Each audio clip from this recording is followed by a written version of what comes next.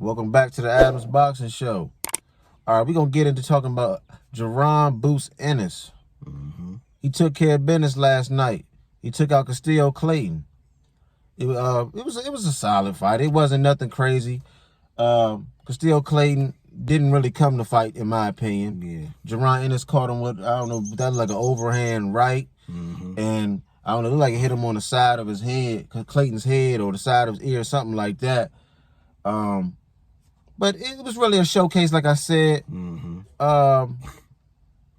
It just wasn't really much we really can go off of that fight, because Clayton really didn't bring nothing out of Jaron Ennis. It was just a showcase. Jaron Ennis did his thing, and it's on to the next. Look, Jaron Ennis can fight next week, to be honest. This was the 50s. He'd be fighting next week. Yeah, he'd be fighting eight times a year if he getting fights like this. Yeah, he barely got any work because Clayton refused to engage. Even when Jaron Ennis would try to fight off his back foot, and Clayton would come forward, he wouldn't even throw a punch. Yeah, he wouldn't even. So I don't know, man. The mob definitely paid Clayton off because he let Jaron Ennis just do what he wanted to do. Yeah. But Jaron Ennis calling out Errol Spence. So is he ready for Errol Spence? Do you feel like he's ready for Errol Spence?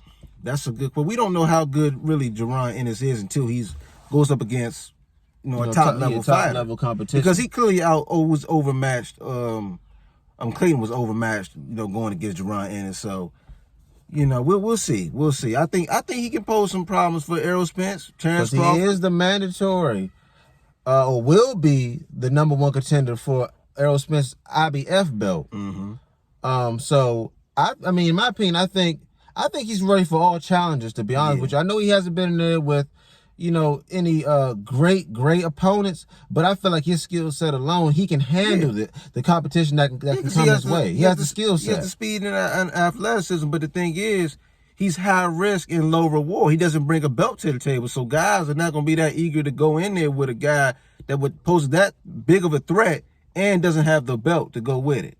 Right. I think some of these sanctions will really have to force some of these guys to fight Jaron, and it's not even just the champions. We have to force guys like Keith Thurman and other guys in the division to have to fight to try to make title eliminators and things like that to fight Boots Ennis. I don't feel like anybody's just going to go out of their way to just fight Jaron Boots Ennis. No, he's too dangerous of a fighter, and guys, a lot of these guys ain't willing to take that type of risk with a guy, young up and coming guy like this. They might hit you with something like, oh, he ain't deserving of a fight. You know what I'm saying? Or but. We'll see. Let us know what y'all think. Do y'all think Jaron Boots Ennis is ready for Errol Spence? Is he the next guy?